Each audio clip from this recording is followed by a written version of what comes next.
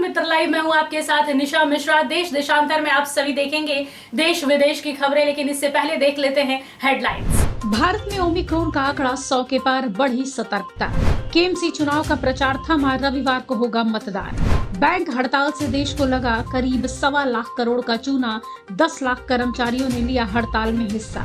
Pegasus मामले पर ममता सरकार के लोकूर आयोग पर सुप्रीम कोर्ट ने लगाई रोक। गंगा सागर तीर्थ यात्रियों पर इस साल ड्रोन बरसाएगा गंगा जल, प्रशासन ने अपनाई नई तरकीब। बांग्लादेश में राष्ट्रपति कोविंद ने रमना काली मंदिर का किया उद्घाटन।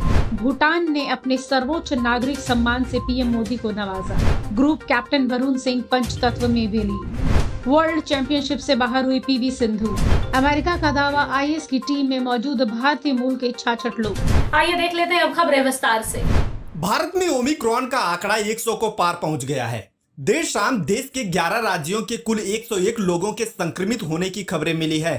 केंद्र सरकार के सूत्रों के हवाले से बताया गया है कि कोरोना का नया वेरिएंट 11 राज्यों तक पहुंच गया है। हेल्थ मिनिस्ट्री की प्रेस कॉन्फ्रेंस में ज्वाइंट सेक्रेटरी लव अग्रवाल ने बताया कि बीमारी के बढ़ते प्रभाव को देखते हुए सतर्कता बढ़ाई गई है। प्रभावित राज्यों को विशेष रूप से चौकस रहने की सलाह दी गई है। निगम चुनाव प्रचार के आखिरी दिन शुक्रवार को प्रत्याशियों ने जमकर चुनाव प्रचार किया। जहां किसी ने सड़कों पर उतरकर चुनाव प्रचार किया तो वहीं किसी ने डोर टू डोर जाकर लोगों से वोट मांगे। चेतला में फिरहाद हकीम ने रोड शो किया। कांग्रेस के संतोष पाठक ने भी अपने वार्ड 45 में जमकर चुनाव प्रचार किया। बड़ा बाजार के वार्ड नंबर 23 के बीजेपी प्रत्याशी विजय ओझा के समर्थन में पार्टी के प्रदेश अध्यक्ष डॉक्टर सुकांत मजूमदार ने चुनाव प्रचार किया। 2 बैंकों के निजीकरण के प्रस्ताव के विरोध में बैंक संगठनों की 2 दिवसीय हड़ताल से देश को लगभग 1.25 लाख करोड़ रुपए के राजस्व का नुकसान हुआ है। विशेषज्ञों के अनुसार इस हड़ताल के चलते हर दिन लगभग 50,000 करोड़ रुपए से 70,000 करोड़ रुपए का नुकसान हुआ है। अगर 2 दिन के नुकसान को जोड़ दें तो यह नुकसान डबल हो जाएगा। वहीं बैंक संघ के एक पदाधिकारी के मुताबिक हड़ताल की वजह से बैंक कर्मचारियों के एक दिन के वेतन के रूप में करीब 400 करोड़ रुपए का नुकसान हुआ है। पेगासस जासूसी मामले की जांच के लिए पश्चिम बंगाल सरकार द्वारा गठित लोकूर जांच आयोग के गठन पर शुक्रवार को सुप्रीम कोर्ट ने रोक लगा दी। लोकूर जांच आयोग के गठन पर सुप्रीम कोर्ट ने नाखुशी जाहिर करते हुए कहा कि जब पहले से ही आयोग मामले की जांच कर रहा है तो दूसरे आयोग की क्या जरूरत है। न्यायमूर्ति एन.वी. रमन्ना, न्यायमूर्ति सूर्यकांत और न्यायमूर्ति हिमा कोहली की पीठ ने लोकूर आयोग को नोटिस जारी कर जवाब तलब किया है। अब की बार गंगा सागर तीर्थयात्रियों को ड्रोन के माध्यम से स्नान कराया जाएगा। पिछले साल ई स्नान की व्यवस्था थी, पर इस बार दक्षिण 24 परगना जिला प्रशासन एक नई तैयारी करने जा रहा है। गंगा सागर में पहुंचने वाले तीर्थयात्रियों पर ड्रोन गंगा जल बरसाएगा। कोविड से बचने के लिए प्रशासन इस बार यह उपाय करने जा रहा है। पिछले साल कोविड की वजह से कई लोग गंगा सागर मेले में नहीं पहुंच पाए थे, जिसके लिए प्रशासन ने ई स्नान की व्यवस्था की थी। मुफ्त में लोगों को प्लास्टिक के घड़े में गंगा और सागर का पानी भरकर दिया जाता था, ताकि लोग अपने घरों तक ले जाकर लोगों को स्नान करा सके। इस बार प्रशासन कुछ नया करने जा रहा है। ड्रोन के माध्यम से मेले में पहुंचे लोगों पर गंगा जल बरसाया जाएगा।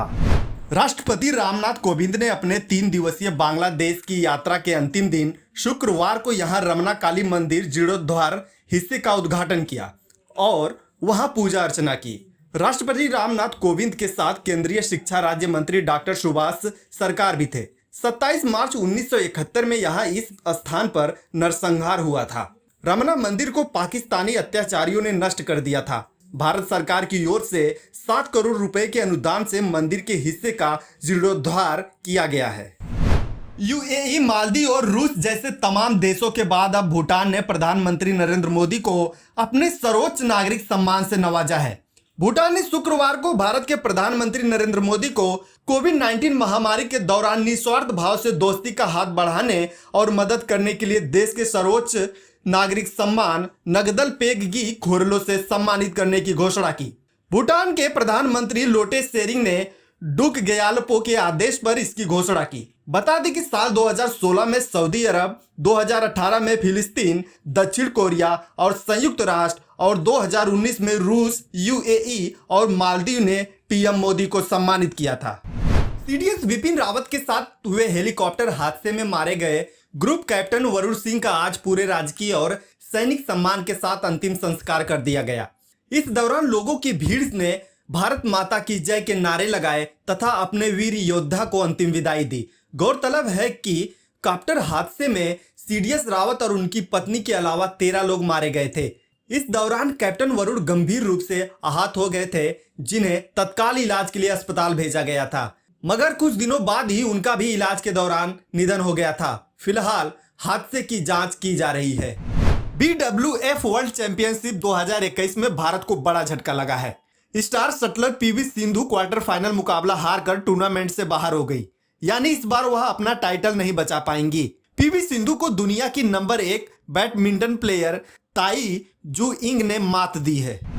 आतंकवादी गतिविधियों को लेकर अमेरिका ने भारत को सावधान करते हुए कहा है कि भारतीय मूल के 66 आतंकी ISIS के लिए काम कर रहे हैं।